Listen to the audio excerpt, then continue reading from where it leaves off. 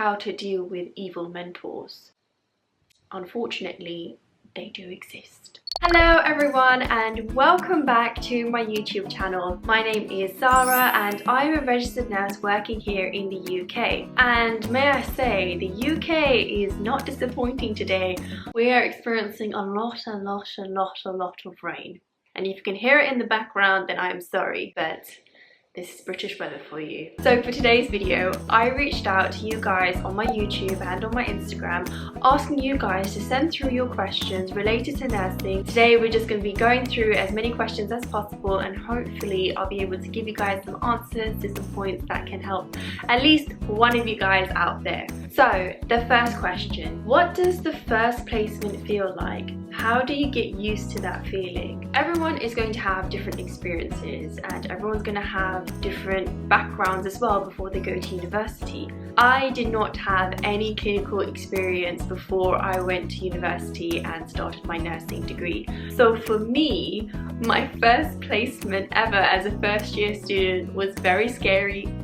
It was very overwhelming, and believe it or not, I cried. I was literally on the phone to my mum after my shift, my first ever 12-hour shift, and just saying, I don't think I can do this anymore. Nursing is so difficult. There was just so much emotions on my first placement, especially my first day. But when I actually think back to my first placement, it was actually probably one of my favorite placements. I realized that I really wanted to do this. I really was passionate about becoming a nurse. I just took every day as a new learning opportunity. When you're a first year student, you are not going to know everything. You are there to learn. And by changing my mindset, it kind of helped with those feelings of anxiety, those feelings of feeling overwhelmed. You'll be fine. You'll be absolutely fine. Any tips for starting second year? Shall I do anything to prepare during my time off? Honestly, the best thing to do is rest. Let's normalize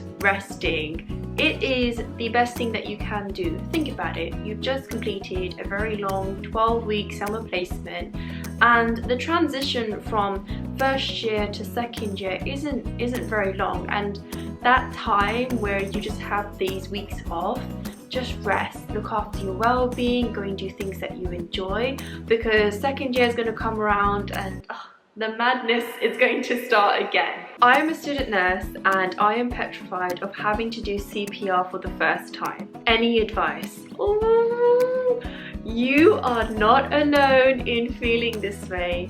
This is such a natural feeling. I think we have all experienced it at some point, and you get this when you're a student nurse. You get this intense training of basic life support in like a day or two, and then that's it. You are then qualified to save someone's life. Off you go.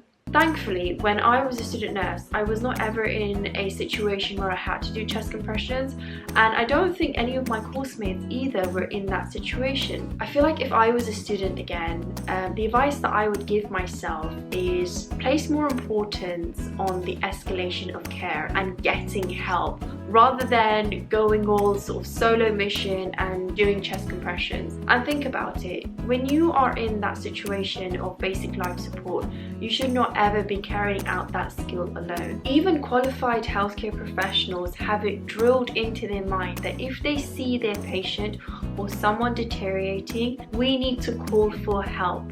So I would say go back to the doctor's ABC algorithm and focus on those important points. Check for danger, check for response, and call for help. And then if you are in a situation where you need to carry out chest compressions and so on, you are at least going to be supported with the team around you. And I think that's a great position and a safe position to be, not only for yourself but also for the patient as well. Is it possible to work as a healthcare assistant while studying nursing? Absolutely. If you are looking to do part-time work alongside your course, then definitely becoming a healthcare assistant is one of the best type of part-time jobs that you can do. And there are two main reasons. One, you can pick your shifts and easily fit it around your studies, and when you're working as a healthcare assistant, you're going to be building on the skills that you are already learning as a nursing student. Okay, I love these next two questions because they're very similar, but they're just asked in totally different ways. So one of them is how to deal with a bad placement as a student nurse, and then the other question is how to deal with evil mentors. Unfortunately, they do exist. So yes, dealing with a bad placement. I guess we're going to start off with defining what is a bad placement. For me, I would say a bad placement is somewhere where I don't feel supported. Worse, I actually feel discouraged, and that has happened to me before, and trust me, it was such a horrible feeling because you're there to learn as a student nurse. You know, you don't know everything, and throughout your whole career there are going to be some things that you don't know. But what I would say is, if you do come across these situations, always tell someone, and tell someone who can actually do something about it. There are people in place such as your university, such as your link lecturer, who should be there to support you and to raise any concerns that you have if you are in placement. Write everything down. If you are having concerns about your placement or the mentors or the work colleagues that you are with, write it down in an email and contact your university.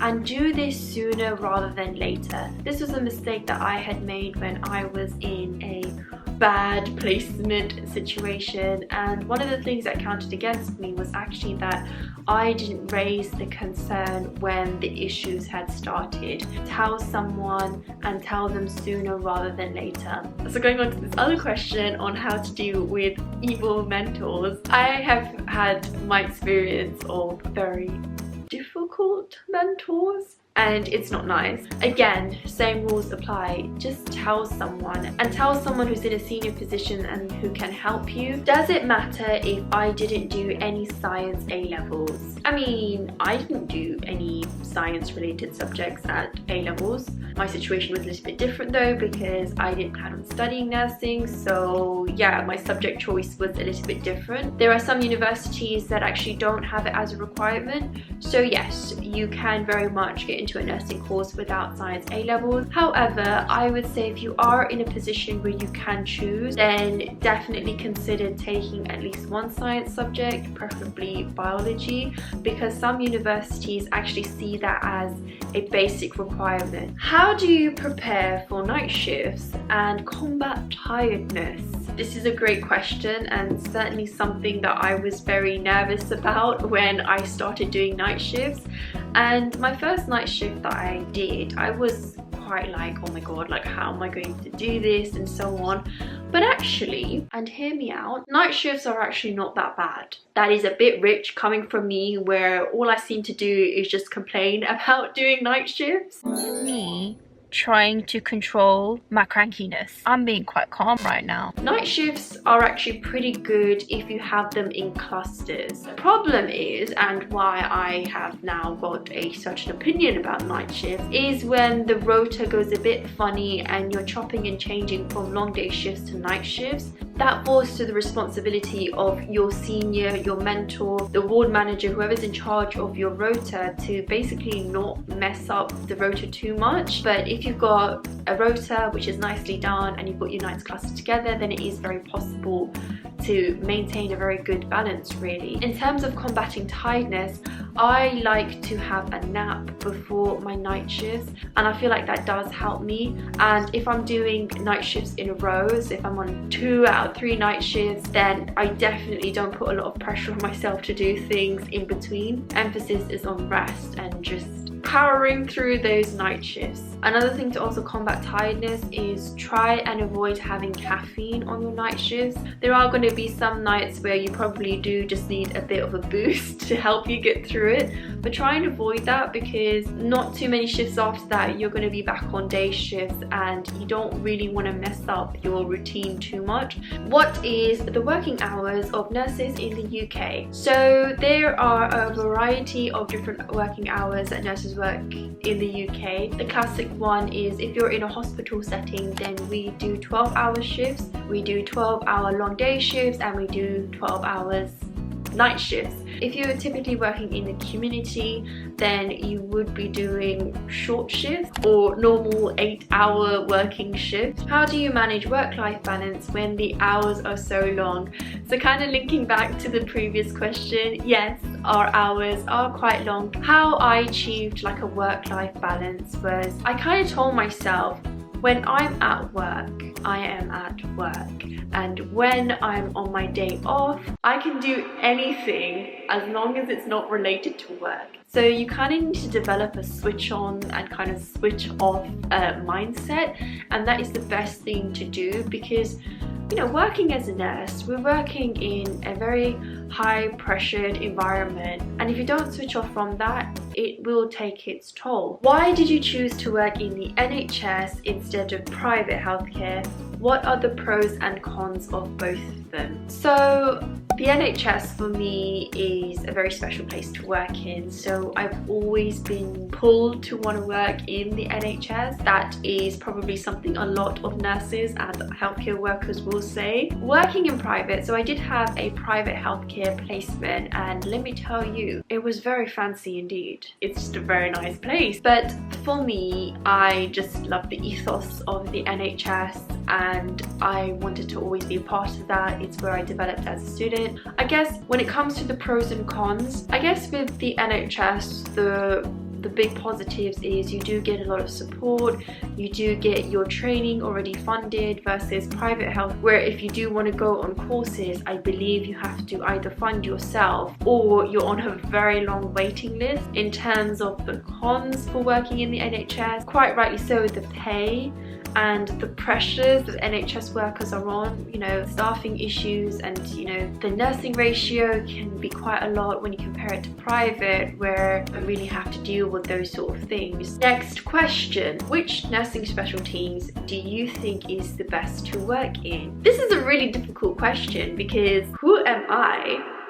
to say what is the best specialty or not? Choosing your nursing specialty really is your choice, and I'm gonna say surgery is the best specialty because I love general surgery. Would you consider doing pediatric nursing? So I think this is a personal question aimed at me.